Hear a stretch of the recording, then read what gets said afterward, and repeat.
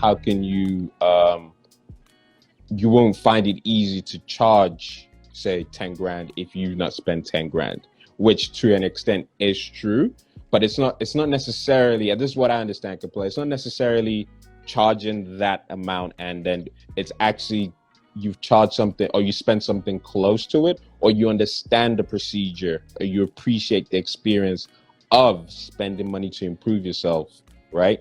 Because when you're in that space, you can then more relate to the person you're trying to get and attract to come and do that exact same thing with you. It's a similar behavior that you, once you've done it for yourself, you can understand and appreciate it from somebody else who you're trying to make do it for themselves because you've already done it. So it's not necessarily, oh, you spend 5 grand and then it might be 500 you spent on yourself. And then maybe you're trying to get this person to spend 3K with you.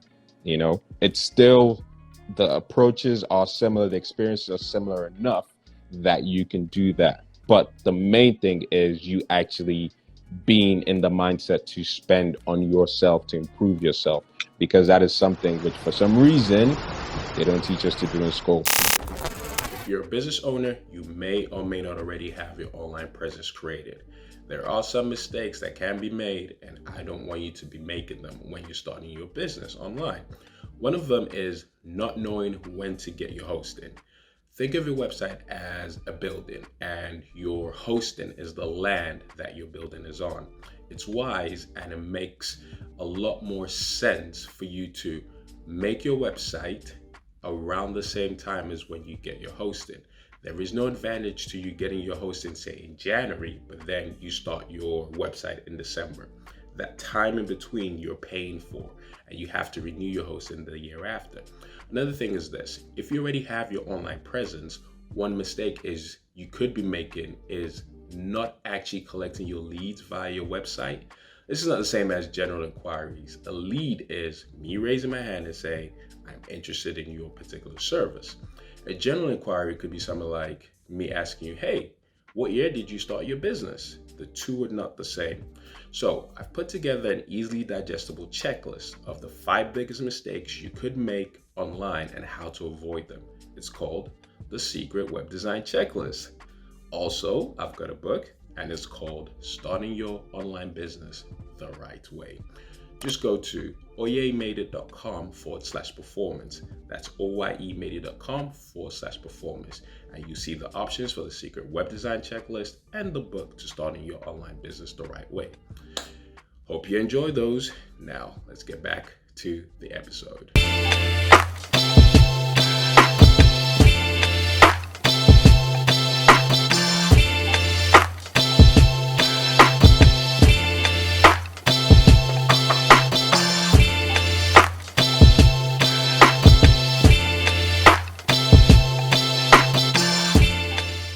Hi. New York in the building.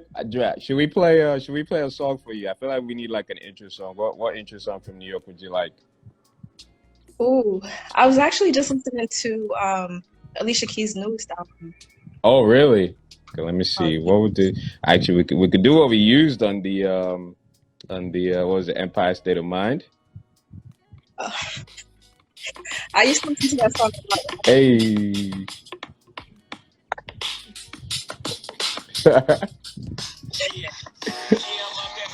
Brooklyn. Yeah, repping Brooklyn in the building. What up, TJ? How you doing? I'm doing good. Somehow I got the times mixed up. Oh, It's word? like, yeah, it's like 3 o'clock right now, but it's cool. I'm here. So It's 3 o'clock over there? I thought it's 8 o'clock. Wait, hold up. Let me check. Are we an hour early? Let me check. Or maybe I got it wrong, actually. So we did 9 p.m. Do you know what? We are an hour early. 9 p.m. GMT. That's my bad. That's my bad. Should we do it now or should we jump back on at 9? I mean, I'm here. There's 6 other people here. Yeah, a couple people are in here. All right, cool. Well, we could do it.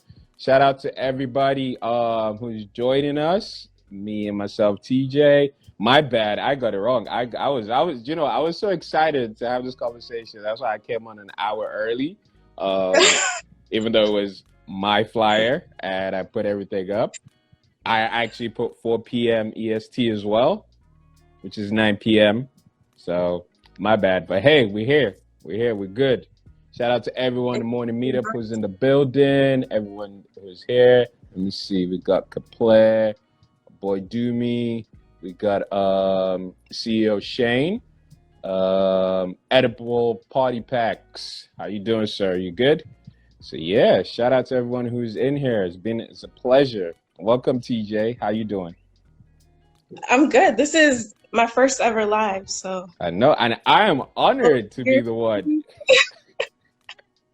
I am honored. Say that again. This is very weird for me. It's like it's kind of unnatural, like there's people in the room, but you don't feel their energy. You're not like in close proximity to them, so this is just something I guess I have to get used to these days. Oh man, I mean for real, because obviously with everything that happened in the last couple of years, we know how that changed the world, and pretty much everybody kind of went into the online space, and everyone's doing a lot more stuff online, including the metaverse. So I'm glad I'm bringing you into the online world. Like, be here. like I said, I'm honored to be the one doing this. So yeah, let's get straight into it. I mean, everyone's gonna hop in. A few people will hop in as we go along or whatever. I'm sure your peeps are gonna hop in as well. So yeah. Why not, right? I know a lot of people I know are at work or doing whatever it is that they do during the day, but Right. You see, that's why I was wondering that should we continue or should we do it at, but then again, what time is that? That'd be like 4 p.m. your time. Will people still be at work then? Most likely. Yeah, people are off usually around 5, but this is my first time meeting you, so. All right, cool. So tell us, Miss Brooklyn, Miss New York. Tell us, who's TJ? Tabytha Janine for everyone else. Obviously, I know TJ. That's why I call it TJ. So tell us, who is Tabytha Janine? Who is she? What does she do? What's she about? It's funny you call me TJ because I used to go by that name in middle school. Okay. I used to go in middle school, so I haven't heard that name in a while. But I'm from Boston, not from New York. Pizza. If I'd known that, I'd have worn my Boston jersey. Oh, you have one? Oh. I'm a Boston boy too, just slightly, but yeah, I don't want my Boston jersey. I didn't know that. I thought you were in New York all this time. I've been here for 5 years, just about a little over 5 years. Nice. And what took you to New York? Besides the obvious, fashion, creatives, and just dope people. I mean, you find dope people everywhere, but when you hear about making things happen or just making something of yourself as far as your career or whatever it is that you're trying to pursue, New York is one of those places you want to be. So you didn't have a choice. He didn't have a choice. What was it they say? Make in New York, you can make it anywhere, huh? That's what's up. Well, Kaplare says, have you seen Hove yet? No, I haven't. Yeah, I haven't. You ain't met Jigga yet? I haven't. Okay. No. Okay. You meet a lot of people here, though, in any field. So. Yeah, that makes sense. I don't even know what I would say to Jay-Z if I met him, to be honest. But probably just shake his hand and thank him for all of the music that he's created. Okay, let's ask that question. 500K or dinner with Jay-Z? Which one you go for? You're going for 500K. Okay, cool. Not dinner with Jay-Z. You sure? I mean, if I have the 500K, I could treat Jay-Z to a dinner. So. Okay. I like that. Switch it around. I like that. You take the 500K. All right, cool.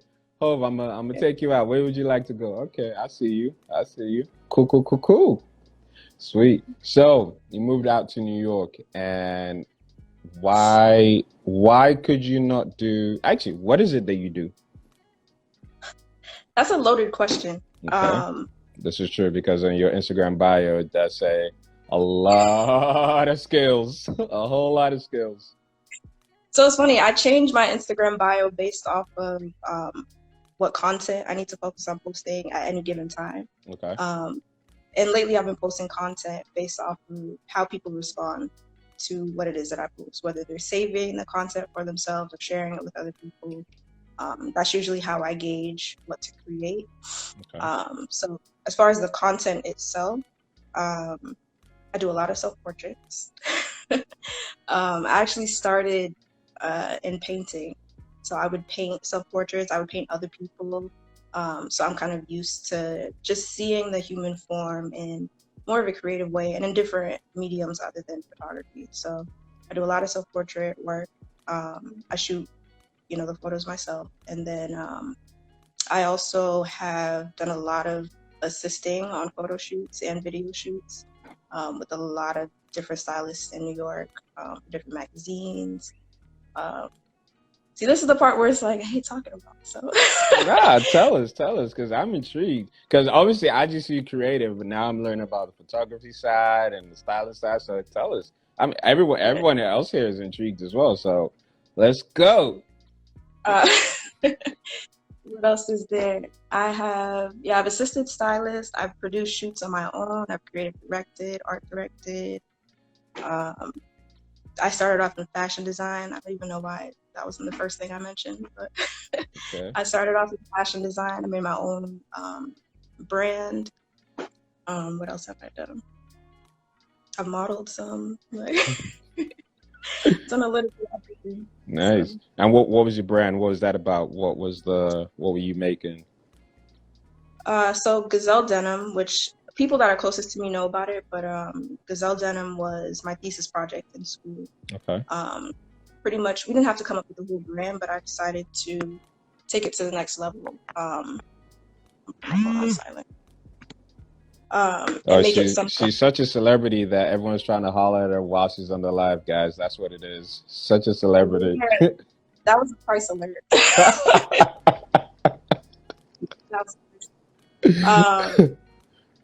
But yeah, I decided to not just make it a project that I would create for school. I wanted it to carry on even after I graduated. So I decided to make it very personal. So Gazelle is literally the translation of my name, like in Hebrew.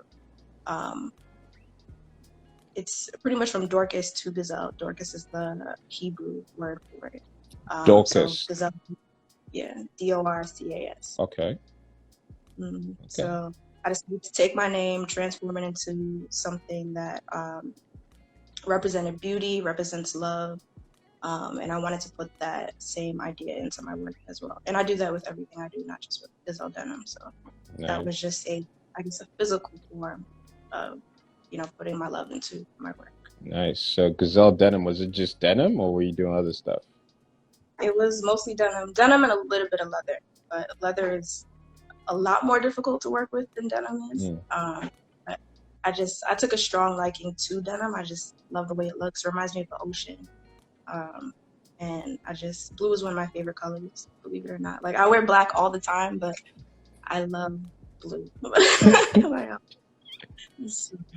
I mean, I didn't actually know that before I had my denim on, but now that I know, I feel like I was in sync with the swag and the aura. I feel like that's what it was. I was like, yeah, get some denim on. I don't know why, but as soon as now we're talking about it, it all makes sense. So, yeah, that's dope. So, okay, so Gazelle Denim and fashion design. So you started that whilst you were in school, but is Gazelle Denim still going on now? Because I know Kepler's in the chat and he wants to buy some clothes to rock to the to the meetup. It can.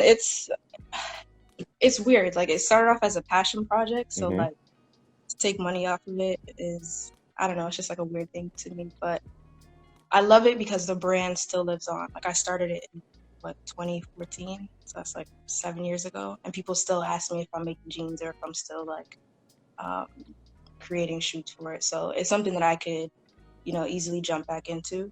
But it's not really my focus right now. It's always going to be my baby, but Gotcha. there are other things that need to get done. Gotcha. Nice. Nice. That's pretty dope because I don't even know what the first thing of making denim would be.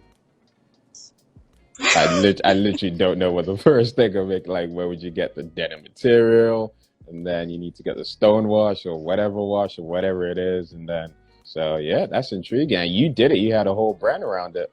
That's dope. Yeah. That's dope. Reminds you of the ocean. The blue reminds you of the ocean. Yeah, I'm gonna start looking at denim way more differently now whenever I see it. Oh yeah. Defo. It has multiple elements to it. So I try not to look at things at just the surface level. So Actually, take it to a whole deeper level, huh?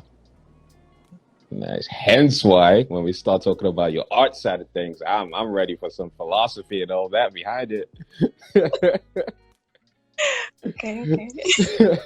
So all right, cool. So we started off with Gazelle Denim, and then what happened next?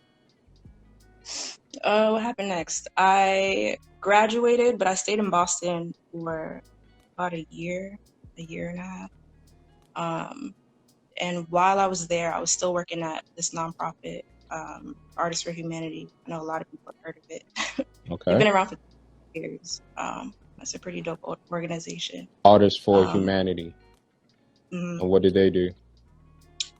So pretty much what they do is they employ teens from around the city of Boston, and they hire them as artists. And in any field that you can think of, there is an artist for each of those fields. So they had graphic design, painting, sculpture, photography. I worked in the painting studio, where I would teach like groups of teens how to paint, Nice. which was like one of the jobs I've ever had, because like it's messy, but then there's also like that structure to it as well.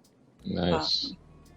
Nice. So, and then working with kids, like that'll definitely like brighten up your day. Like no matter what kind of kid it is, Yeah. personality, like you learn a lot about yourself from being around kids. So that was a dope opportunity to be part of. Nice. Artists for Humanity. That's pretty dope. Okay, cool. So after that, where did we go to next? So, but this was a non-profit. Yeah. Okay, cool. And were you volunteering your time, or was it?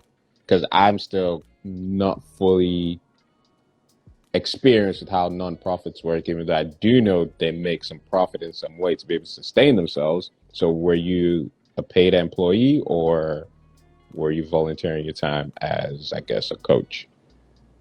I was a paid employee, signed a W-2. All right.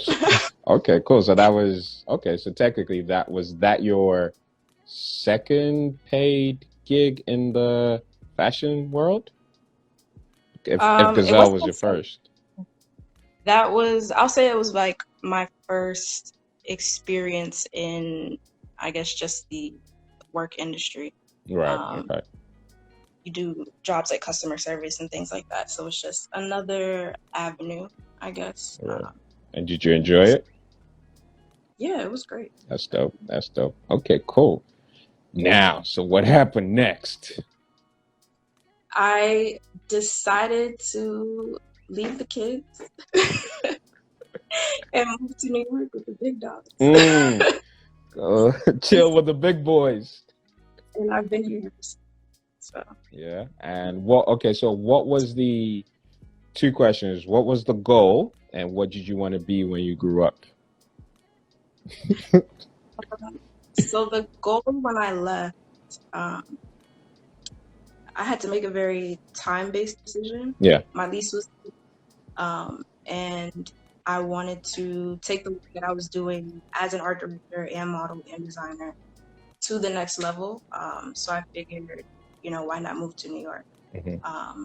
So with that mindset of being like, you're doing all of this work here in Boston, you're doing it because you love it. Why not do these things in New York, get paid for them because that's what people, are wanting, and then see where it takes you. That's what I did,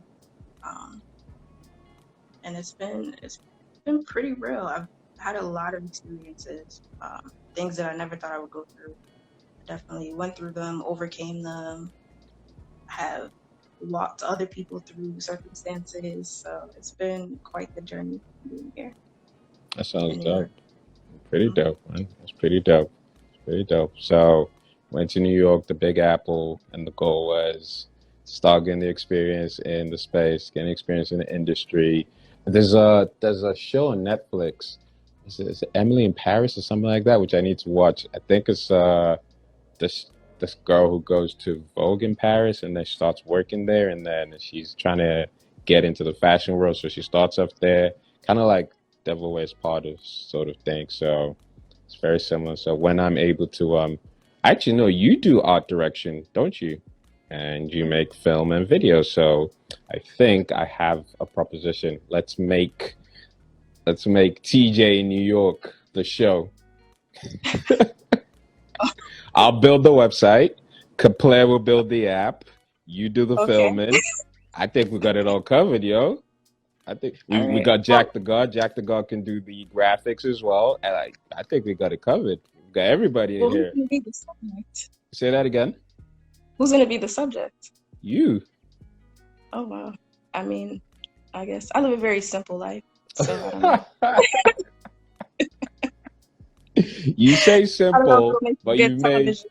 look, you've made videos, you've made all these other things. So simple is relative. It's very relative in this or subjective in this scenario. I think it'd be a dope show, you know. But we will. And you can have your own theme song, when the intro music, everything. Make it happen, yo. I'll have what's his name, J Star. I'll have him write a song. Exactly. We got Jay Star up as well, and he can write the rap for the intro. Like I think we got everything covered. We can have Bryn have like the voiceover intros and stuff like that. See someone She's even gotten really good at that lately. say that again. She's gotten really good at that lately, doing like voiceovers and announcements and Yo, things. Bryn is so dope. Bryn is super dope. But Deja Marie agrees. So if Deja Marie agrees, then I think that's it. Sounds like it's a done deal to me. I mean, Whatever Deja goes. whatever DJ says goes. So in my opinion, so after this, we'll have we'll have an after hours where we talk about it. We'll plan it out.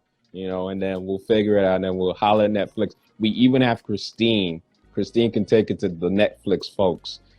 You know what? Okay. I Is think, it numbered curls, Christine? yes, numbered curls, Christine. She can take it to the Netflix folks. So sounds like a wrap to me.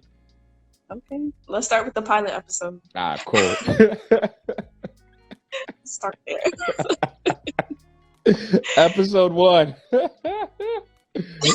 Definitely, we'll make it happen. We'll make it happen. All right, so we know the goal of New York, and what was so then the other question, what did you want to be when you grew up? Because the fact that you went on the creative/fashion path, like I know a lot of people who go on that path looking to become models. They want to be photographers for high-end brands. They want to be photographers for high-end magazines. They want to be creative director for X, Y, and Z magazines. So what was, I guess, your motivation to get on this particular path? So when I initially moved here, like I was saying, I moved with a mindset, like it didn't really shift when I got here. So I think the mindset that I had that was the strongest, or the voice that I had that was loudest, it was art direction, because that encompasses so many different things. Mm. You're also working with different types of people as well, and on different types of projects. So I could say, yeah, like I want to be an art director and still have these opportunities that just various opportunities that so I feel like that has always been in the back of my mind. As far as like modeling and designing and things, this may sound like not hypocritical, but I guess ironic. I'm very camera shy. So like going to a photographer's studio or just like being in front of a team of people that are photographing me like that just like it makes me so nervous. So like, like I can do it, I can perform. Like if I need to pull up, I will. Mm-hmm. But if it's like, just because like I really have to like get into so I decided to just do what comes naturally. So art direction, I would probably say, is like the underlying anything that I do. I have to make sure there's some sort of artistic vision behind it. And whoever I'm working with, I also need to make sure that like we all have the same vision in mind, so that way, whatever the project is, when it is released, that vision is seen from whoever is looking at it. So I feel like that is what drives it. I do, and it's I guess who I want it to be, and it's someone that I'm still becoming as well. So it's not I've arrived. It's like a never-ending process of learning how to perfect your as like specifically an art director, and all the things that come with it. Like if I don't do graphic design, but if that was one of the components, I would want to make sure that my skills are sharp in that first, for like selling my service, for example. So I'm constantly learning, constantly evolving. Like my titles, they do change based on like who's asking and like what they need. But I always, at the end of the day, like I do. So Nice. Now, a question which say that again. I hope that answers the question. It does. It does. It's dope. And something which I wanted to ask is, so when you were talking about when it comes to modeling and that part, you are camera shy, which is what you said. With that, so when you then did it, did you have to become a Sasha Fierce, or did you have a person you became to then perform as that person, sort of thing? Or do you just do it as TJ, I'm a professional, so I'm going to do this? I try to always behave as a professional. People that, see me act goofy are like the people that are closest to me and that have like seen me go through some things. So like, like you will see that side of me. For the most part, I'm pretty composed. But as far as photographers that I have worked with, like the work that you have seen, Yeah. I know everyone that I've shot with. Like most of the photographers I worked with, we've gotten pretty close. We still like keep in touch to this day. Sometimes they hit me up like, I'm in New York, like I want to see you, and we try to like link up. Celebrity. No. Celebrity. Please continue. Yeah, the photographers I've worked with, I know them. Like we're very friendly, so it makes it a little bit easier to shoot with them because that comfort is there. And then in knowing someone, like you're able to bring things out of somebody that, another person, like a stranger or just someone off the street wouldn't necessarily be able to do unless they have like high emotional intelligence, for example, or like really great people skills. So I'm very choosy on like who I work with as far as like who photographs me, because I also believe that is a way to capture someone's essence. And sometimes it's not always translated in a photo. Like you could take a good photo, you can have a great camera, it could be a great quality, but I think what really makes a photo is being able to like get a feel for whatever that moment was when you look at the photo. And even if, there isn't a story or words accompanying it, I think it's important to be able to see a little bit deeper into the photo based on, the context, the mood, the colors that, are in that photo, and just like the styling, the hair, everything that goes into it is really important. But that starts with, the connection between the photographer and the model, and sometimes just with yourself. So I can sometimes go off on a tangent, so you gotta like. No. We're here for all the information. Shout out to everyone who's just joined in as well. Jack the God, welcome. Jide, Son of the Sun. Shout out to everyone who's Franklin Pierre, morning meetup. Yeah, shout out to everyone who's just joined in. Me and TJ are just talking about her journey and all the things that brought her to New York before she became the celebrity that she is now, and how you have to book like 3 weeks in advance if you want to speak to her. I was just lucky to even get this live, so I'm It's just not. joking.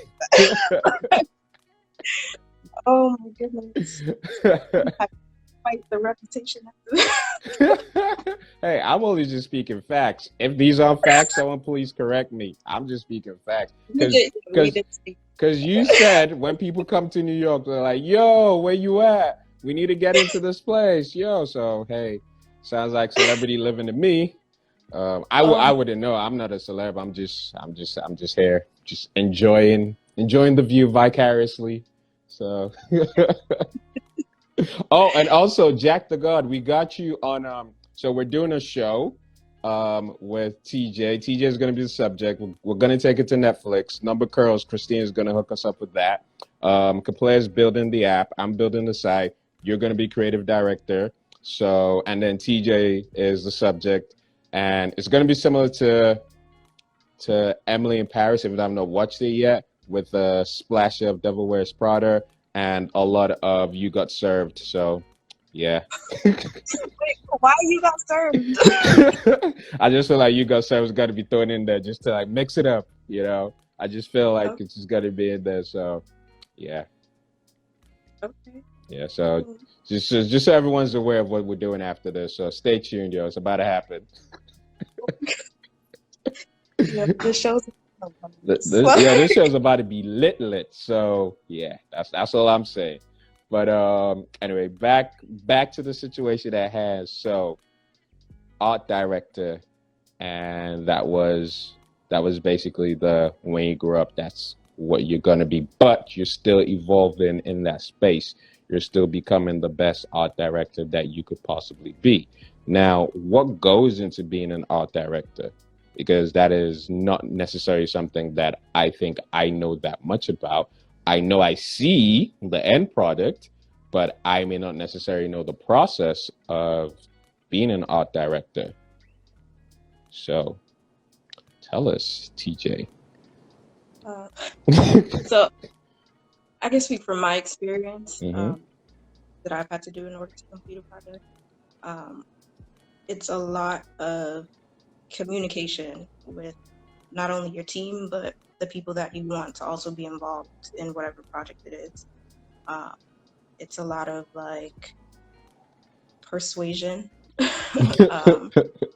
And, like if it's in alignment with what it is that they do, like as far as their brand and the work that they create, then the persuasion, it comes with ease. But sometimes you got to do a little more persuading with certain people to get a project done. So it's a lot of that initially, and just explaining what the project is. But then, after getting everybody on board, it's making sure that the vision that is communicated is actually shown like physically, like while everyone is there. So Yeah. styling is on. You got to make sure the stylist is doing what they need to do. Yeah. Make sure lighting is doing what it needs to do. Because you're keeping your eyes open for everything. Like if you're on set, you're keeping your eyes open for what's happening on set, and you're also bracing yourself for any problems that may arise. So it's a lot of like problem solving, spot, figuring out like, okay, will come out. So say that again because you just broke up. If you're figuring out like how to get from how do you do like A and B, you're figuring out how C is going to come out. So you're doing a lot of problem solving like on the spot, even beforehand, and then after the shoot is done.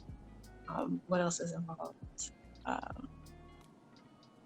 Making sure just everything looks cohesive. Like so it's almost like the project, but you're kind of quarterback as well as managing the project and making sure everyone, well, all the other pieces are doing what they're supposed to do so you can run the play properly. Yeah. So the way I think of it is like everything that you can see is what the art director has to focus on. But like the difference between a creative director and an art director, for example, the creative director would see like the overall brand, or would potentially like own the business behind, you know, the projects. So they're overseeing like the entire idea. And then the art director is the one that's kind of like implementing, like, okay, like how can we actually make this idea come to fruition? Like how can we actually make it a reality? So sometimes like I do both, you know, like I did that with Zelda. And like I had to obviously like conceptualize the designs, but then also bring them to life within the marketing as well. So I've done a little bit of everything. You said, who'd you say? You say you did that with Zelda? Gazelle Denim. Oh, Gazelle Denim. All right. I was about to say, Zelda has a brand? Okay, cool. That would be nice. Yeah, in her jet. The private jet of Zelda owns. Yo, so that stuff. Okay, so now I do understand the difference, a little bit of difference between the art director and the creative director. But you also, I remember when you were talking about when obviously you were doing the modeling, but also with you being the art director, creative art director, do you get to pick your team, or is it a case of you're given a team and then it's like, hey, TJ, this is a team, this is what we want to make happen, go make it happen? Or is it, hey, TJ, we want to do something, bring the gang, and then we'll make it happen? So if I was working with the team, then yes, I would either communicate with brands and we would, you know, work together and be like, hey, we have a videographer, we have stylists, we have, you know, everybody that you need, and we would take our team and work with that brand. But then it could also work the other way around. Like, I've been a free agent since I lived in New York, so I haven't really, I haven't at all been signed to an agency where like they have everybody in-house. And then you kind of like pick and choose, I guess, or you're given a brand that you work with. I haven't had those experiences yet. That would be the next step for me. Okay. I'm used to kind of like working with teams that are already created. Yeah. And usually brought on as, you know, somebody to add to the team. So. Okay. Mm-hmm. So seeing as you're a free agent, basically you're your own business owner / entrepreneur in this endeavor. Correct. Interesting. So you being your own entrepreneur for the last, how many years you been in New York? 4 years or 5? 5 years. Nice. Okay. And tell me a couple of your favorite projects that you worked on. The number one project that I loved was this Days magazine shoot titled Youth in Power. And I love that shoot because it was the largest shoot that I've ever been a part of. I was an assistant on set, but what was dope about that shoot is there was maybe what seemed like 100 kids. Shoot, like it's that many. It could have been half that, but that's just how much energy was in the room on that day. And also how many like clothes were in the room that day as well. Everyone had to wear 2 looks. Like it was a very high energy shoot, but everyone was just like in good spirits. Nice. Everyone was also there to like convey a message too, which I think is important with work. Like it's in fashion, like we tend to, you know, just create a look and be like, hey, I want to take a nice picture, get some sales, whatever the case may be. But the work that I'm more drawn to is the work that has some type of message behind it, and has some type of like people that stand for something. So when you do see them photographed, it's like, you know, they have this message that they're carrying out, and this publication is recognizing them for that. I love projects like that. That was my favorite project to work on. Nice. And that was with Days, D-A-Z-E? Yeah. Yeah, I know. D-A-Z-E. Yeah, I think I know of them because I'm sure I've seen that mag over here as well. And I'm pretty sure that's a big mag. So congratulations on that project as well. Major congratulations, you know. It's not gonna mention the celebrity word, but it's cool. You have to count how many times you say that word. I'm just no one has said that it is wrong. So if it happens, if I feel led to drop the celebrity word, it just means that it's the right moment to drop it, you know. I was gonna ask you a question. You know, Riri's brand, yeah, humble Fenty. goat.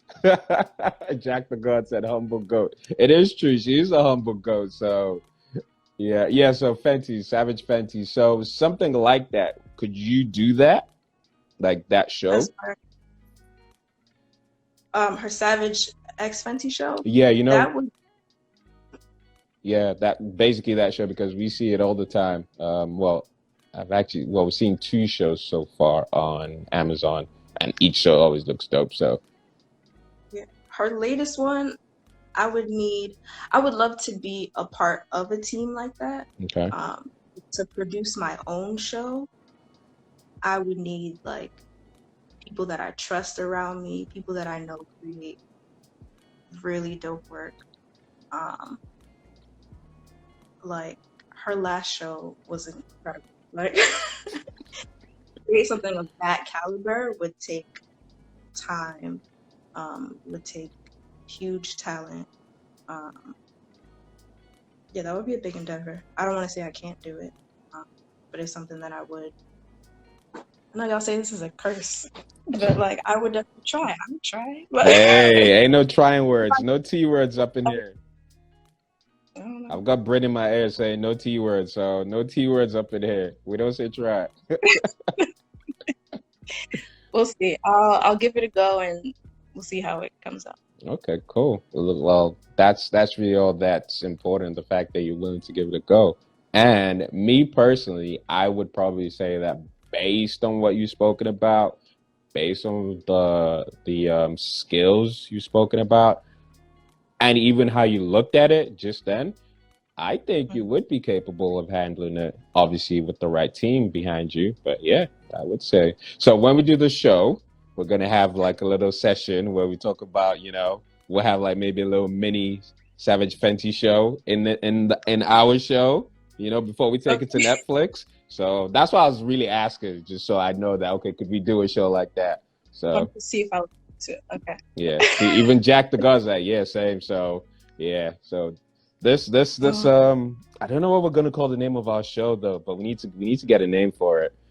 I don't know what we're gonna call it. TJ in New York, Boston to New York, Boston to Brooklyn, the journey of a fashionista, journey of a art director, journey of a celebrity art director.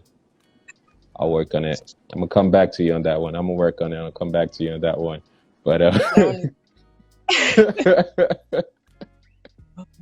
one. yeah, but yeah. So what was I gonna ask you with regards? Yeah, we spoke about Fenty. So yeah, now with regards like making this a business, right? Was that something that you kind of always wanted, or well, I guess going from being freelance to being a business, or would it be better being freelance, moving in like more of a consultancy role as opposed to building your own, I guess, agency? Like what is the route to the $1 million? True. So I started taking entrepreneurship really serious just a couple months ago when I joined the morning meetup. Because I felt like there are still things that I'm doing that could be a little more technical, Hmm. as far as like having an LLC and things like that. So like I can operate as an independent contractor, but then if I do want to take it the next level to become, an agency or whatever the case may be, um, then it's going to take a lot more, not just skill, but just technical practice. Um, and also knowing like the business lingo and, reading through contracts and things like that. So I'm, I guess, evolving my practice in that way instead of just like working. Mm. Um, like really having a strategy behind it, and not even a strategy, a business plan. Yeah. So that way the work can be a lot more consistent, but then also scalable as well. So that's the plan. It's a very new plan. But it's coming alive, which I like. So That's dope. And do you have any strategy behind this plan? Like, do you have, trying to think, what would you use? Like, do you have something which would kind of be your, I guess, your lead magnet or your demo to then get people who are possibly interested in what it is that you do, to then get them in, to then provide them with the main thing over here? Like, I don't know, what would I say?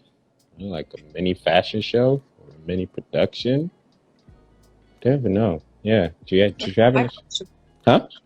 That's been my question. That's your question. Let's see. Can we figure this out? So, okay. All right. Let's see this. So, who is here? Who are the people here that we want to attract?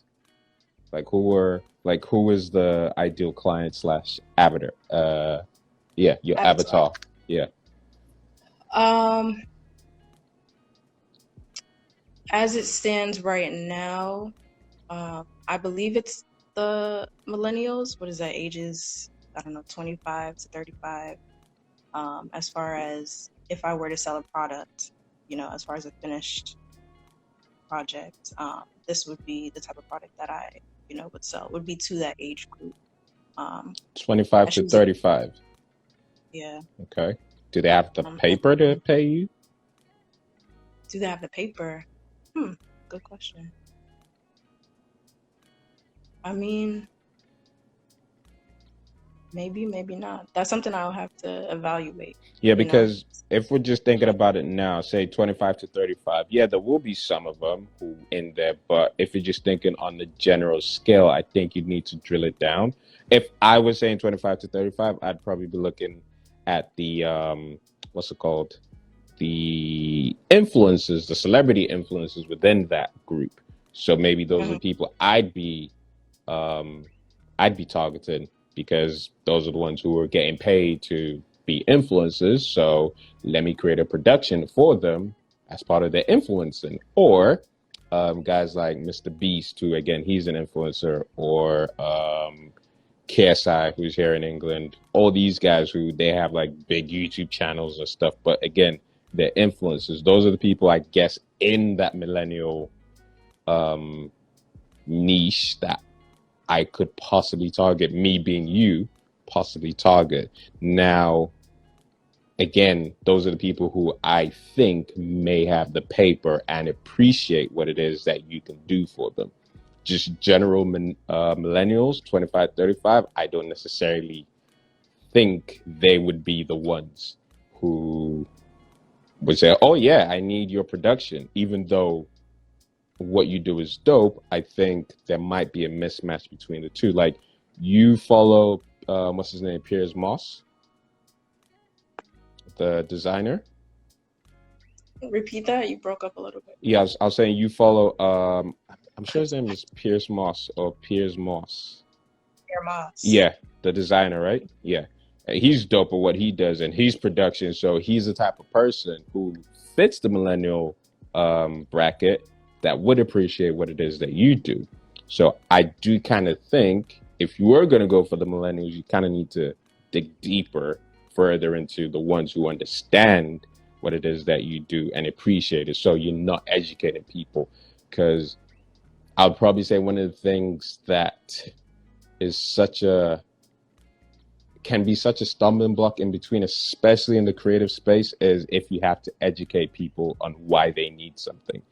You might as well just go for the people who already understand it and appreciate it. And then all these other people who don't appreciate it will be, oh, such and such is doing this. How can we do that? It's the exact same thing with social media. Oh, it's just for the kids. And then suddenly a couple of brands start using it and start seeing success. And all the other ones who are being hard-headed are, all right, cool. How do we get into this Facebook thing? How do we get into this Instagram thing? Because they can see other people having success with this. So thank you, Jack the God. Yeah. JTG here saying facts. A great way to think about it. Yeah. So Actually, I'm glad you mentioned Pierre Moss because I did a couple small jobs just as an assistant for that. Oh, did you know? Celebrity.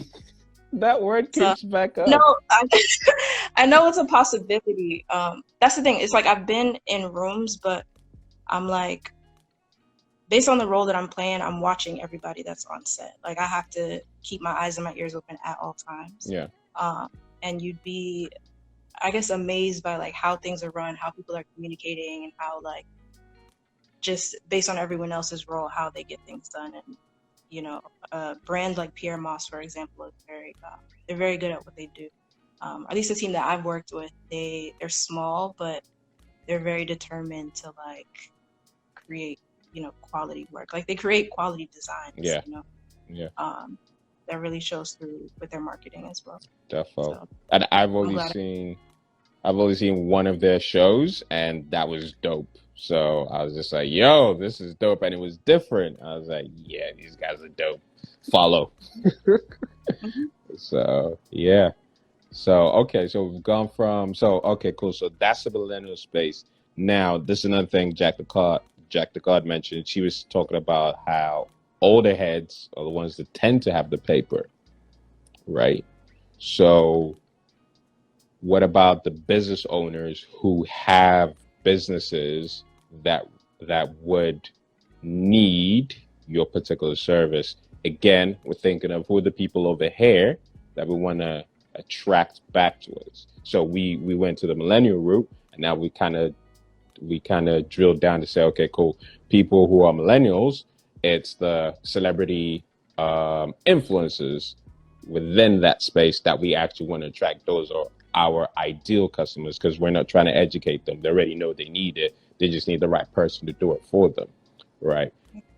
So what if we stepped into, say, a larger space, right? Like those sort of business owners who have um, either brands or agencies, that sort of stuff. What about attracting those type of folks? Or do you have a strategy for attracting those sort of folks? I could definitely think up a strategy as far as like working with older brands, and I'll say older as far as like have graced this earth for a longer period of time, and have seen the evolution of technology and Mm-hmm. just um, I would say as long as they're open to innovation, to new ideas, and to kind of pushing what it is that makes them so great. Because if they have been around for a little bit longer, or even if it's like a newer brand, but it's owned by an older person in age, I think as long as they're open to like that collaborative process and be like, okay, there is something new that we need to add as far as an element to what it is that we're creating. As long as they're open to that, I'm open to working All right, with them. dope, dope, sweet. So now my next question: what are we doing to attract those sort of people? Ooh, you really got me on the spot. Uh, No, I'm not. This is more of a conversation. This is more of a yeah. conversation, not a checklist. Have you done this? Have you done that? No, it's more of a conversation, and I can obviously parts that I know of. I can say, hey, maybe you should try this. Maybe you should try that. Parts I don't know if I'm like, hey, I don't know. Throw it to the audience. Maybe they may know. So Sure. What am I doing to attract that audience? Or what would I do? Nowadays, I think people are realizing the importance of like not just physical human connection, but just being able to connect with people from around the world, like what we're, demonstrating in this moment. So I think it starts with that. It just starts with connecting with people, building those relationships, and getting to know what it is that they need, and taking it from there. Because there could also be times where like they don't necessarily know what they need, or you don't even know that you're going to work with that person, but just making that connection. All right, so whether you're a business owner providing a service or you're an e commerce business with products, you know you need a website. The most common problems that I hear from business owners are they don't know where to start, or they're confused with all this person said this, that guru said that. It's all information overload. and it's forcing you to leave money on the table and not grow as quickly as you would like. Okay, let's bring some clarity to the situation. You're a business owner, which means your website is an asset that's meant to work for you round the clock, no lunch breaks. It should position you as the expert, attract the right type of customers, and have a system in place for those potential customers to book you for appointments, pay you for consultations and other services, as well as buy your products on your website. And even when someone doesn't pay you right there and then, it should have a follow-up system in place that allows you to collect that lead and then convert that lead later on down the line. And all of this needs to happen automatically in the background. Now, high performance businesses are the type of clients who tend to need these solutions, and they're the type of clients we already work with. So if you're in the 5-figure range, or you're already doing 6 to 7 figures, but you know you're not yet taking full advantage of the internet in the way that's right for your particular business, the solution is this. You need a high performance client attraction website for your high performance business. One that's custom made to work for you 24/7, whilst you focus on growing and scaling your business. So go to www.oyemadeit.com/performance, select the option for web design. Alternatively, you can go and click the link in the description, or there should be a link in my bio on Instagram. Remember, this is not for everyone. This is for businesses who are looking to level up, scale up their business, and stop leaving money on the table. We work with businesses that are a right fit and those that we believe we can help achieve their business and financial goals. So that's oyemadeit.com, oyemadeit.com/performance, or there should be a link in the description below, or there's the link in my bio on Instagram. We look forward to hearing from you and working with you. Now, let's get back to the episode. And building that relationship can definitely lead to other things, as far as, the work that you guys could create. So yeah, I'm pretty big on connecting with people. I may not be a group of 600 people at a time, but I'm pretty quick to get in someone's DM to be like, hey, or to FaceTime somebody or whatever the case may be. So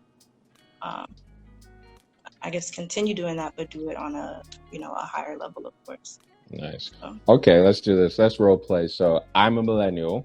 I'm a celebrity millennial, and maybe I am part of your ideal customer. How would you approach me? We're gonna do 2. So this is the first one. How would you approach moi? How would I approach you? So before I even approach you, I would do my research, because I want to know who I'm talking to before starting that conversation, or at least get an idea of who I'm talking to. Okay, so let me think. What can I say to give you some info? So I love Jigga. I love Jigga. I work with a lot of brands in the in entrepreneurial space. So say PayPal, Fiverr, Upwork. I do a lot of podcasts on entrepreneurship. I do a lot of podcasts on entrepreneurship. I talk about funnels. I talk about arts. Funnels, creating, designing assets through digital space like the metaverse and all that sort of stuff. So that's who I am, and I'm very big into my fashion. So now you know a little bit about me.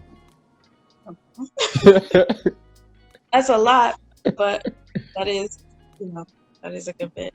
I guess before, making that connection, I have this information. So I'm like, okay,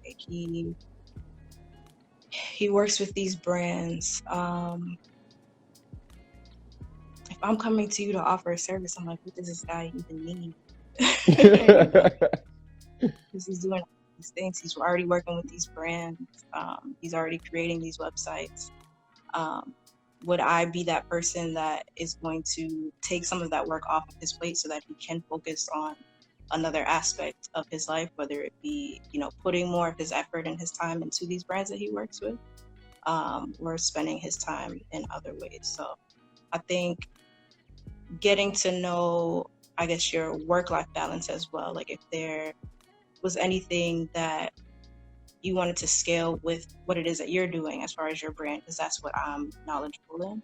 I would come from that approach. I wouldn't be like, you should listen to this Jay-Z album, because I don't know that much about Jay-Z. So like, I'm not going to offer that advice to you. I would keep it within the realm of branding and marketing. So if it's like, if you're working with these brands and you're doing these things, then, you know, I would take a look at the branding that you're putting out and being like, hey, I noticed this, and that. Like, I love what you're doing. Everything is looking great. You know, I have, you know, some tweaks that I think could also work. Let me know if you'd be open to them. And then, you know, just start that conversation. I did that once with someone, and I was a little nervous to do it because I was just like, I don't know how he's going to take this. But, and granted, after I said what I said, I don't know if he like took the information that I gave him and implemented it based on what I said, or if he kind of just like noticed it for himself and did it anyway. But I think it's important to like start that conversation based off of what it is that I can offer and what it is that I know.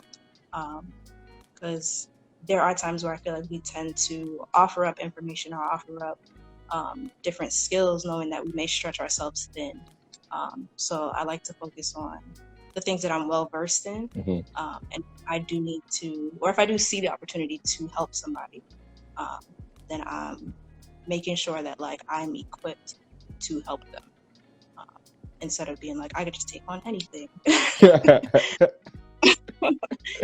So, I can just do anything for you and help you out. Okay, so so let's say, okay, cool, you send me this message and I'm like, oh, this is dope. Like, oh, actually, we'll role play it properly. TJ. Oh, cool. Interesting. I can help you with this. I've seen you like this. Oh, excellent. She looks like she might know what she's talking about. Let me look at her page. I look at her page. Oh, she's done this. She's done this. Cool, cool, cool, cool, cool. So then I send you back my message, say, hey, really interested in what it is you do and really interested in everything you said. Would you like to do like a free trial? So you can show me all these amazing things that you can do. What happens at that point? My initial reaction would be to say no to the free trial. But I would be open to doing a small project or even offering up a proposal for a fee, for example. Because then after that proposal is even given, whether they like the direction that it's going or not, they can choose whether they want to continue working with me or not. Jack the God.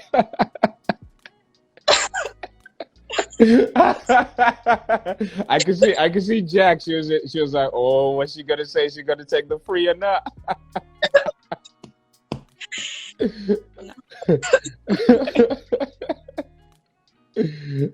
All right, so yeah, So you're telling me about the mini project. Okay, cool. So there would be levels, I guess. So the trial, like there are even people that offer trials, but it comes at a price. And then if you are okay with what it is that you're getting, for the small fee that you are paying, you then have the option to go for, you know, the full package, and you're just gonna have to pay a little bit more for it. So it is what it is. It is what it is. But I'm like, yo, but TJ, I'm doing this thing with PayPal tomorrow. Like, if we can get you, and it's in New York, so if you come over, Dame Dash is gonna be there. Other PayPal execs are gonna be there. This is gonna be great exposure for you. You just need to come over and just show us what it is you can do, and then I can run you by the team, and you never know what happens at that point. I'm down to meet the team, but same thing goes. If we're talking business, then you got to figure out all of those things after the fact. But I'm always down to meet people. So So it can be you come to work, you come and see the team, but you're not gonna do no work. initially, no. I need to know who I'm working with and what it is that you need me to do first and foremost. I'm not going to sign up for anything where I don't know what I'm getting myself into. So it seems like you've read this book called So I watched his masterclass too. I think a year before Oh, we started really? reading the Nice. Very nice, very nice. Cool. And I'm glad we had this little exercise, because I speak with so many only because I do have an interest in the fashion and art space and creatives over here in Manchester.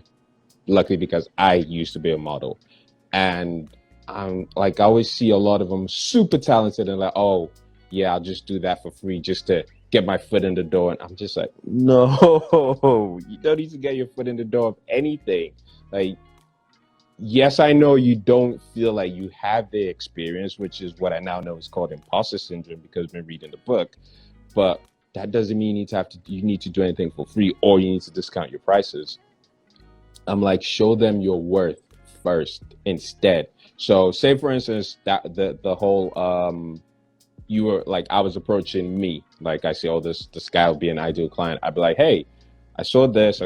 I drop a few tips and values, and then if I hollered back with the free service, I'd say, me speaking to myself, oh, I've got a webinar. You can hop on my webinar, and a couple of those things you could probably learn over there, and then you can decide to go do it for yourself, right? Or if you like it, then we can talk business afterwards. So I'm still providing value, but I'm doing something which I was going to do anyway, which technically looks like I'm doing stuff for free.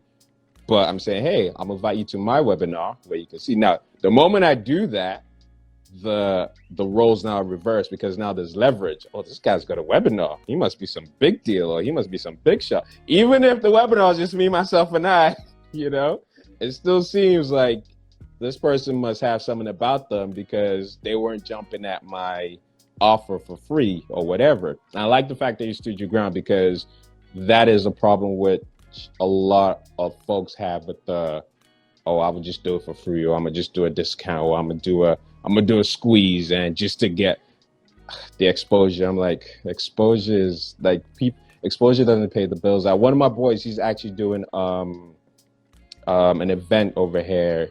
I don't want to necessarily say the event, but he's doing an event. He's like an MC, and it's a big event because it's got a lot of big artists who are going to be here at that event. And the guys who are organizing it, they're like, oh, we didn't know we were going to pay you. We thought you would just come and do the thing. And I'm like, why are these guys trying to sell exposure like exposure pays bills? First of all, you're not even Super Bowl. So this whole thing about, oh, because he's a creative, they feel like, oh, exposure is going to pay the bills. Nah, like that is something that I always say, don't. Even free trials, that I always think they're more strategic ways to do a free trial without it being a free trial. You feel me? So yeah, the webinar would be the first thing. Definitely, I'm like, hey, you can hop on my webinar, or if you click link in bio, I've got a free book that you can download that teaches you a checklist of X, Y, and Z. So you can do that yourself. So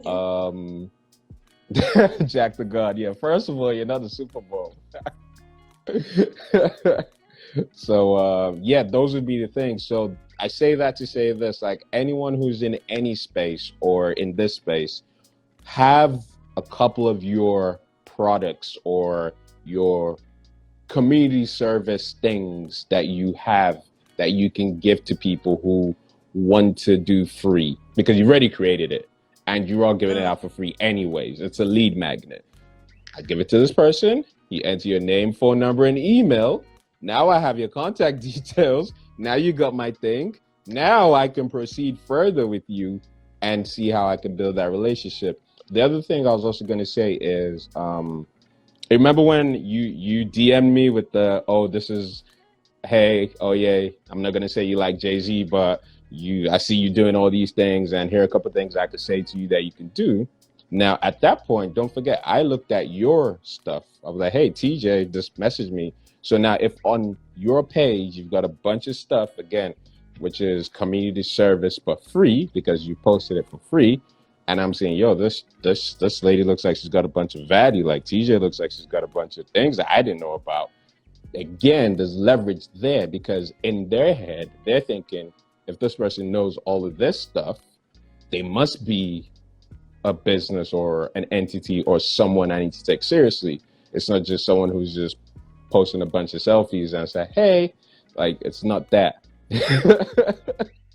It's actually like they see, yo, this person's a business. So the way you portray yourself is another thing or another strategy that you can use aside from you having your free products and stuff. Because I look at your page, I see you dropping gems, and then I click on the link in bio, I see, oh, to get your free whatever book, I can get that there. Oh, you've got a webinar, I can jump on that there. So I say that again to say this, having all that stuff kind of ready, which I like to say having your party ready and having your party pumping, so that when you bring people back to the party, they've got snacks, they've got drinks, they've got pool table, they've got all these other things that they can like, makes you have that leverage to use in your business, whichever way you want to use it. So yeah, and don't do stuff for free. The more strategic ways of doing the free thing. I learned that the hard way when I first moved to New York. Like, yeah, they will try and take advantage. But when everything is said and done, bills paid and things like that, it's pretty much. But there has to be some type of exchange. Like, exposure is not something I can hold on to. Yeah. Give me something I can hold on to, and then we can do that trade. 100%. 100%. Okay, so second role play. So are you ready? Okay. I'm so much better at, like, okay. You're so much better at what? Tell me. Thinking on my feet. So I'm like, I got this. I'm like, yeah, you're good. You're good. Okay, so I'm an older head now. That's a question for how complex does one build their avatar? Okay. Let me see. Before we go into this next role play, so your avatar, like, how complex have you made your avatar? Or so non-complex? I've learned that, like, the idea of your avatar should be as deep as, like, what do they wear? Where do they shop? What do they eat? What do they do for fun? What do they read? How much money do they make? Things like that. I've been able to do that, like, with my future self. Mm-hmm. So do that with a business, I think, is important too. I guess it can go as complex as you need it to, without you being overwhelmed with who the avatar is. So I guess that depends on who you are and how you interact with people based on, where they go to eat, or, like, who they make and things like that. So I guess it depends on you. Nice. Good answer. So Kaplea, in coming from my angle, I always kind of say, like, I'm talking to myself, but myself as the avatar. That's how I look at it. And I always try and pick on the traits that myself, who is my avatar, who is way advanced than me and is running his business on a much larger level than I am, that's who I try and speak to. So I'm like, okay, this person's going to be reading certain type of books. This person is going to be attending certain types of events. This person is going to be interested in certain type of activities. This person is going to like certain types of foods. So this person is going to watch certain types of shows. Those are the kind of things that I look at, and I kind of build my avatar around it. So I know he's going to be into Russell Brunson at some point or some way, shape, or form. Tony Robbins, all those kind of guys. Gary Vee. He's going to have read books like How to Win Friends and Influence People. He's going to have read books like Think and Grow Rich. He's going to have read books like, was it The Greatest Man in Babylon? Like, those sort of books. He's going to have read those sort of things. He's going to be events which have stuff to do with entrepreneurship, TEDx and all those sort of things. He's going to be, now if he's levels, he's going to be into certain activities, which are the type of person I want. So he's going to be into stuff like yachting. He's going to be into stuff like Formula One. He's going to be into stuff like private jets. Those sort of people who have those sort of elements or traits around them are people who I would say fall into my avatar's behaviors.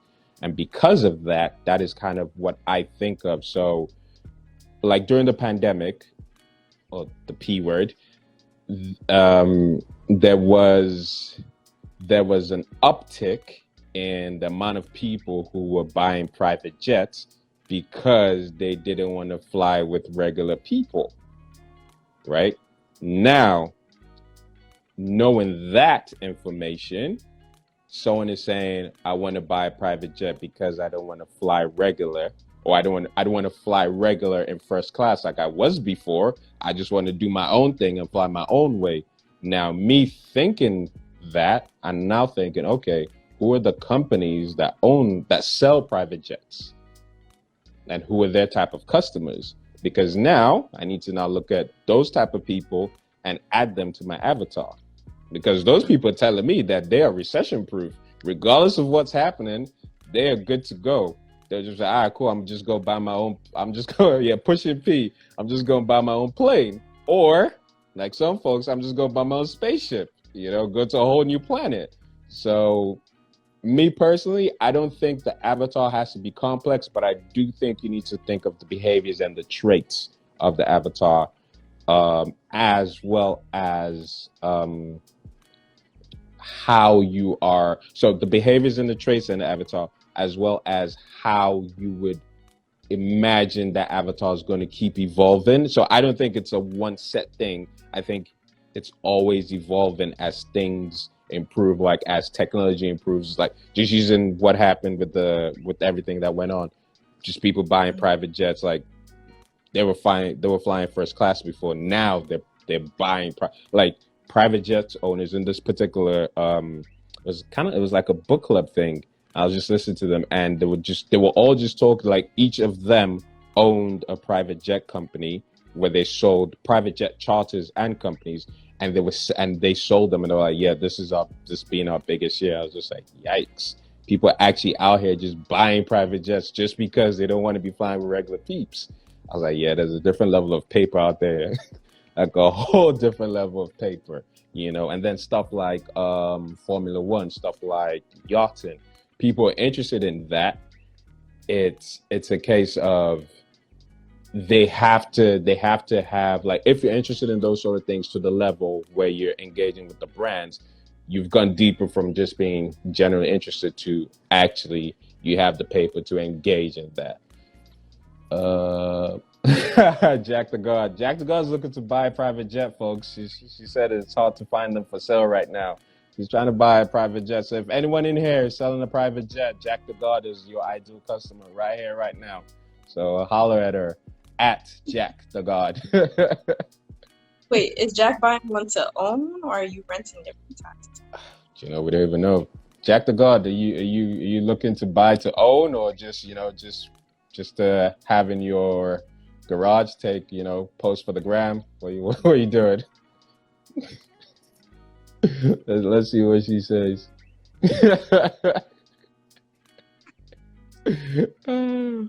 Oh, Boondook in the building. Shout out Boondook. Me and TJ and everyone in here. What up? So me and TJ, just so you know, we were talking about strategies behind the business which she is running, and which she has created, and her journey on entrepreneurship. And we were doing some role playing. So we spoke about who her ideal customer was as the millennials. I played that role as a millennial. And then also I said to her, is she going to work for free because she's a creative, and a lot of people feel like creatives should work for free and will give you exposure. And she was like, nope, she's working for free, obviously she's read that book, Never Speak the Difference. You know, it seems like she's read that book. So I'm about to do the second role play, and now I am the business owner. And so I'm a business owner. I own, are we saying an agency? It's your business, you told me. Oh, whew, okay. Okay. Let's sit up for this one. Have a sip of my drink. Okay. So I'm a business owner, and my business makes we're a production company actually. Production agency, and we do a lot of stuff with Cirque du Soleil, and 500 million revenue every year. And I, as a business owner, I play golf whenever I can. I do a lot of TED Talks. I do a lot of Chamber of Commerce talks on my page. What would you see on my page? I don't have Instagram, but I'm on LinkedIn. What else? What else would I say? I've worked. You see, because when you Google me, you see that I've worked with different things with Cirque du Soleil and all of that. But my website looks like it was made in 2003. Actually, no. Because if I'm working with Cirque du Soleil, I need to be slightly swaggy. Okay, no. So website is still current and stuff. But I'm not on social media. So except for LinkedIn. So yeah, hit me up. How would you approach me? How would I? Actually, let me give you an interest. What do I do? A lot of interest, because it's the interest that you can use. Interest leave clues. So there's the golf and stuff on my page. There is a lot of stuff with Chamber of Commerce. So I do a lot of presentations with Chamber of Commerce, a lot of key speaker notes on entrepreneurship with Chamber of Commerce, and something with Cirque du Soleil. I do a lot of stuff with schools in the arts departments with schools. All right, cool. I've given you a bunch of interest now. Let's go. Okay. And I'm reaching out to you. You're reaching out to me. Yeah, you're reaching out to me. So you want me as your customer in a way, right? In a way. A TJ. Boonduk asks what type of business does TJ run? So she's an art director. Yeah. So we're doing role plays right now to help me get a better sense of how to get into my business mindset. Yeah. I've been freelancing. So I've been operating out of whatever people need to get a certain product, whether it be a music video. I saw Mamba Mentality the other night, by the way. I like it. Whether it be, I don't know, any type of marketing that they need for their brand, that is what I have done. There's that. So if I'm reaching out to you, a production company that works for Cirque du Soleil, you have all these other interests. Because you work for a production company, I would want to know what it is that you would be looking for on your team that you don't necessarily have right now. I would also want to know, I guess, how things have been running with the marketing of Cirque du Soleil. You said that you weren't on social media. I don't know if Cirque du Soleil has a social media, but you did say that they're on LinkedIn, that they work with schools. So no, I work with the schools. My production company works with Cirque du Soleil, and I'm on LinkedIn, right? So actually, let's take a step further. Let's say you hit me up on LinkedIn and we are scheduled to have a call or have a chat, and I'm like, all right, cool.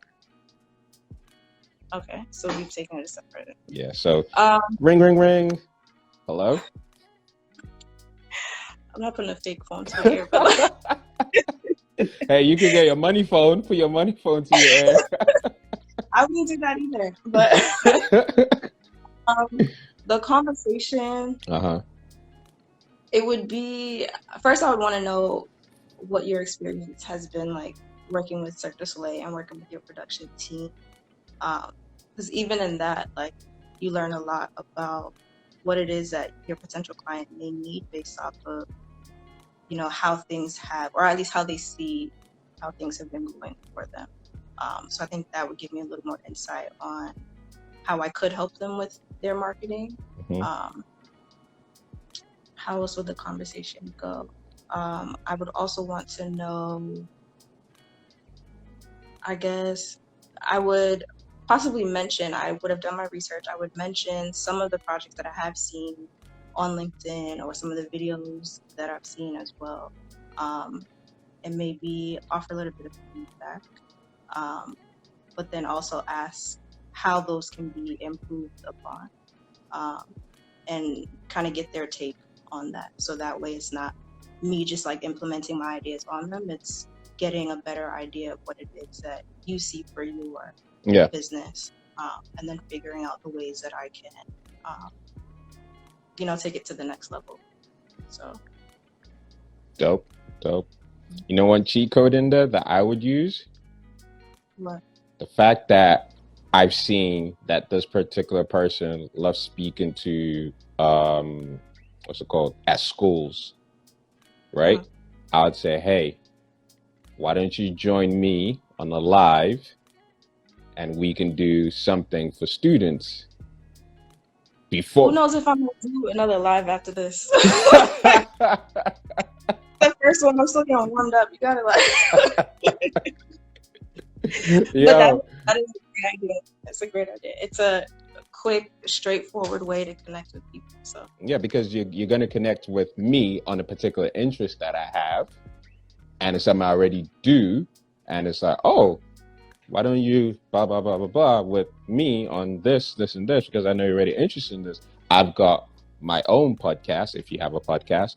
If not, you could create one right there and then. I've got people on my live, I've got a bunch of students, blah, blah, like those sort of things. Now, just because of that, you're going to come at it way differently to, hey, I know you're into this and this, and here's blah blah blah, here's what I do, and like a lot more of the what I can do for you and what's in it for you, as opposed to the, hey, me, it's all about me sort of scenario. Like I would love that approach more, or I think most people would love that approach more, as opposed to the trying to, get them the other way, which is especially on LinkedIn. LinkedIn is a lot of, hey, would you like to connect with me so I can sell you on X, Y, and Z, But coming in with the interest, I think that would give you a bigger advantage. And again, that word leverage, than anyone else who tries to approach me, as it were. So, yeah. And obviously, you also have all your, what we spoke about before, your community service stuff. You'd have your lead magnets, your webinars, and all that stuff ready. So you can also say, hey, you can watch one of my webinars I've done before, so you can kind of know how it's going to go, And again, in my head, you're way more interesting than anyone else who's going to ask me to connect on LinkedIn. Way more interesting, just by that. So, yeah. Interesting role play. they're good. Glad you liked it. You also mentioned some things that, like, I think we need to keep in mind as well. So these role plays are important. Yeah. Hey, I was just like, you know what, TJ's talk about this. Let's see how we can make this even more interesting. Let's see if she was paying attention to Chris Voss. Right. Right. But yeah, that's good, man. That's good. And yeah, I like the fact that you didn't go with the let's do this for free thing, because that is one thing which I always try to tell anyone who I ever come across. Like, you don't have to do free. There's a more strategic, if you want to do it, there's a more strategic way to do it that you can actually get something from the person. Like, again, just using that example where I was like, oh, why don't you do it for free?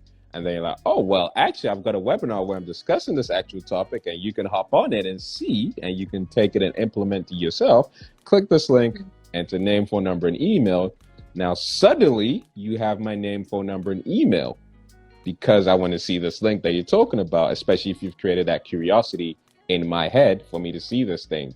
So now you have way more leverage because I don't have your name, I don't have your phone number or your email, but you have mine. So now if you then wanted to take a step further, let's say you went on my LinkedIn and you saw, oh, he also does these other things. Like, again, let's talk about the talking at schools. You can say, oh, by the way, hey, it's TJ from blah, blah, blah, blah, blah. So you speak at schools, blah, blah, blah, blah. I'm going to be at a school this week. So, I just said I'd let you know in case you want to come to the next one if you can't make this one. Again, you're way more different than anyone else who's approached me. And the thing is, I'm not a cold calling person. Like, it's one of my worst things. Like, I would not holler at someone just for free, like just randomly. I'm I attract the people who I'm interested, because I just think it's a better use of time. Attract the people who are interested in what it is that you do and who appreciate what it is you do already. They understand it. And that's your tribe. Now convert those people from leads into customers.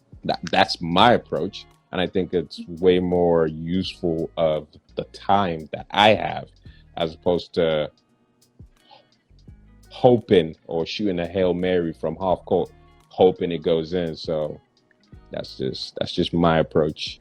I think what the complaint said. Myron said to spend X before you charge X. How does one charge X when you have not spent? Kaplair, I think we need to get Myron on for him to come in and spend X before you charge. Like a spend money before you make money type? Yeah, so obviously Myron always talks about high ticket offers, and he goes, how can you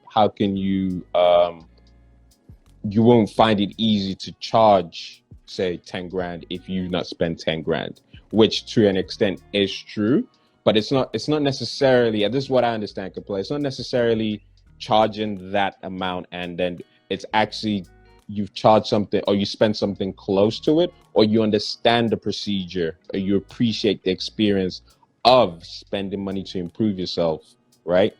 Because when you're in that space, you can then more relate to the person you're trying to get and attract to come and do that exact same thing with you. It's a similar behavior that once you've done it for yourself, you can understand and appreciate it from somebody else who you're trying to make do it for themselves, because you've already done it. So it's not necessarily, oh, you spend 5 grand and then it might be 500 you spent on yourself, and then maybe you're trying to get this person to spend 3K with you.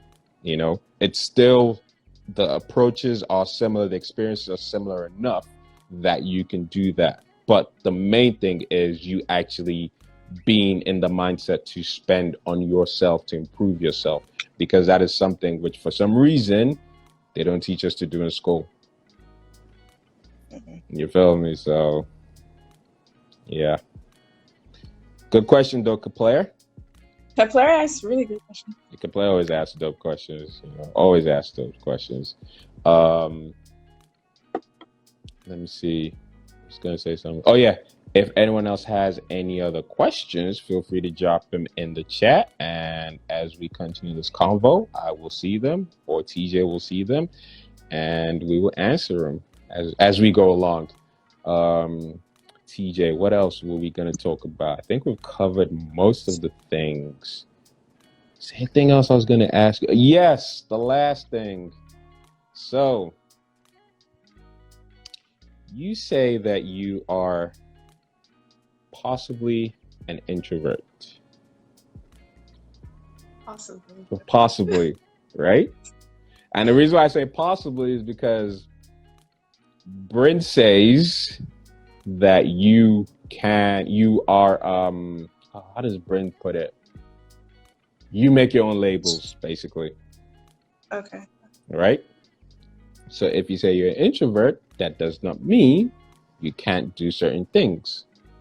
You can change your label and make it, I'm a not shy introvert, or something like that. Now, as an introvert and you being an entrepreneur, how are you using that particular label as an advantage to get leverage? Or are you putting that label aside to get into the Sasha Fierce space to get leverage? So labeling myself as an introvert is just a way for me to better understand who I am as a person and how I interact with other people. The way I think of introversion, I think of it as energy. Like, it takes energy to do anything. It takes energy to have this conversation. And for me personally, I'm more energetically charged if I'm having these one-on-one conversations that are meaningful, that are adding value to not just each other, but to the people that are also listening in. Doing that as an entrepreneur, I think, is very important as well, because, again, you can choose to speak to someone one-on-one or speak to a business, business to business, or you could choose to speak to a room of 600 people. It's just, what type of energy do you want to exert? And what type of energy do you feel most natural, or it comes most naturally to you? For me, what's most natural is just having that intimate one-on-one connection with someone, and then being able to either do business or start a friendship or whatever the case is, because that foundation is set for you, and then the people will come after. But I don't think I use it as like I'm an introvert and this is like a quality of mine, so it's gonna make your business run so much better because of it. I think it's just, it gives me a better understanding of like, okay, if I'm showing up in this room, don't expect me to get on stage and give you a speech. Expect me to have already done my research on who is in the room, and then go up to the people that I need to speak to and carry out business in that way. But then also pay attention to the people who are around me. So if I am in a room of 500 people, I'm listening. I am getting a feel for what businesses that are being expressed or pitched. I'm looking at who's commenting. I'm looking at the manner of how things are being said, because all of those things are letting me know, like, okay, is this somebody that I want to work with based off of what it is that they're sharing, how often they're sharing, how considerate they are about how they're answering those questions. These are things that I'm thinking about, as opposed to me just like always offering advice or always showing my face, always turning my camera on, always just needing to be seen. Like, I guess the opposite in that way, where I'm taking a step back, I'm evaluating the situation first, and then I guess going in, not for the kill, because that's a bit intense, but like just moving as I see fit. Nice. All the introversion if you want, that's just the English language. True that. I love that. That's a dope answer. Jack the God said it as well, because that's a powerful way of knowing your strengths. So the self-awareness, dope. I love it. Yeah. Dope, TJ. Going for the kill. Right. We got some questions. When is your morning meetup starting? Good play. What do you mean? Not sure. She is already in the morning meetup. Yeah. When did I start the morning meetup? Like, when did I start? The question goes, Tabytha, when is your morning meetup starting? I'm not sure what it means. Claire, need a bit more clarification on that. Or did you mean when she's starting the morning meetup? Because she is already in the morning meetup. But yeah, let me know. TJ, what motivates you? Ooh. Lately, years ago, it was celebrity. Not even. Years ago, it was just, I guess, the pursuit of knowledge and wanting to help people. I spent a lot of time doing that. Mm-hmm. That's what's like motivated me. With motivation, you're moving. So that's what's kept me going, just continuing to help people. Yeah. It got to a point where, I'll say within the past year or two, I realized the amount of help that I was giving up, I wasn't doing that for my personal brand or just even myself, for my human and my spirit. And say it changes because before it was like solely people, like was like what was motivating me, but in forgetting myself, my motivation has changed into like, okay, what are the things that keep me going? Like the people aren't there, like what are the things that help me to wake up in the morning and help me to like even want to communicate to others outside, like in my circle or outside of my circle.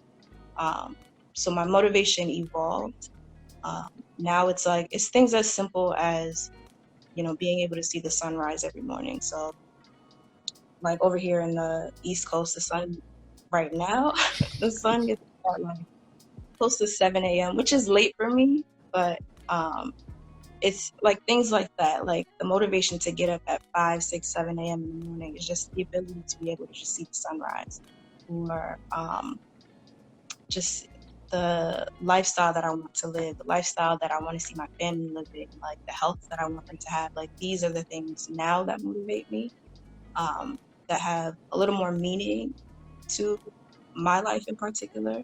Not to say that just like helping people don't, but like I said before, when all of that is said and gone, like what do you have, with you still at the end of the day? And I've noticed for me, it has been like my closest circle of, friends, my closest circle of family. And even if they're not around, just like the idea of, and this is still a concept that I'm like accepting, but the idea of me continuing to create art or just having that desire to create and sharing that with other people.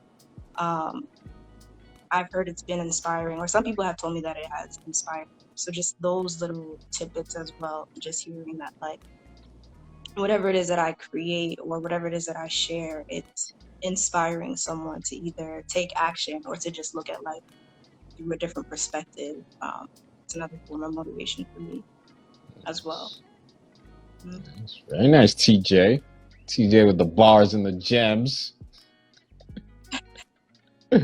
All right, cool. I got what Kaplay was saying. He was joking basically when you were talking about speaking to 600 people. He goes, "Oh, when's your own morning meetup starting?" So now I get what he was saying. The TJ meetup.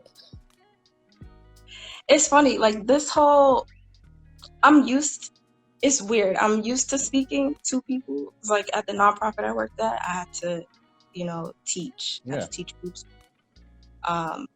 But I think it's easier when you know who you're talking to, as opposed to just like kind of just like speaking to the dark. You have a flash in your eye, you don't really know what's going on, but you're just, you have a message that you need to convey. So you do it anyway. That's something I'm learning to do it ugly. Kelly Cows. But I say, like, I mentioned speaking to a group of 600 people because that's a new concept for me. It's something that I experienced for the first time just 2 months ago. Like, not me personally speaking to that many people, but being in the room where I have the opportunity to use my voice and be able to speak to maybe even one person out of their 600.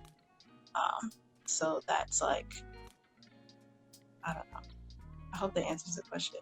My own morning meetup, I don't know if I could take on such an endeavor. I mean, maybe I could. It's not something I thought about though.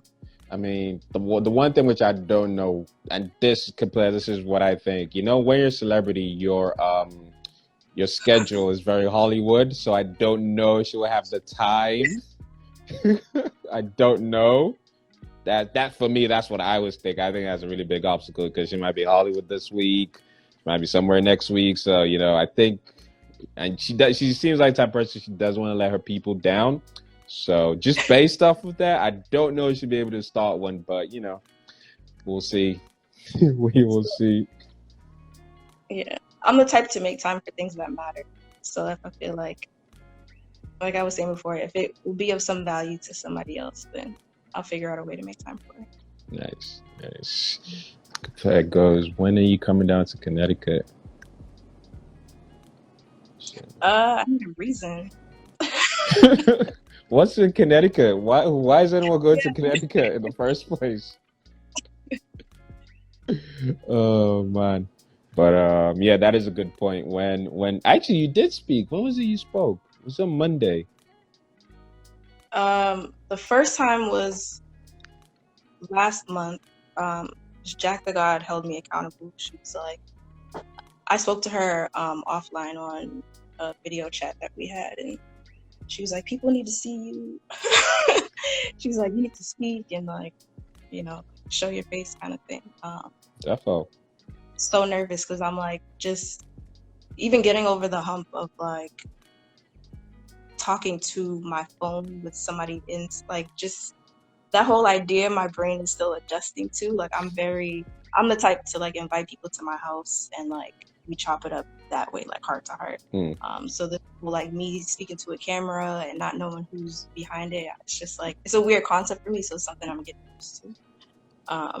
But what was the question? I went off on a tangent. We was talking about Connecticut, but one thing I will say about that is we've been chopping it up for like 2 hours now. Oh, is it past 4 o'clock?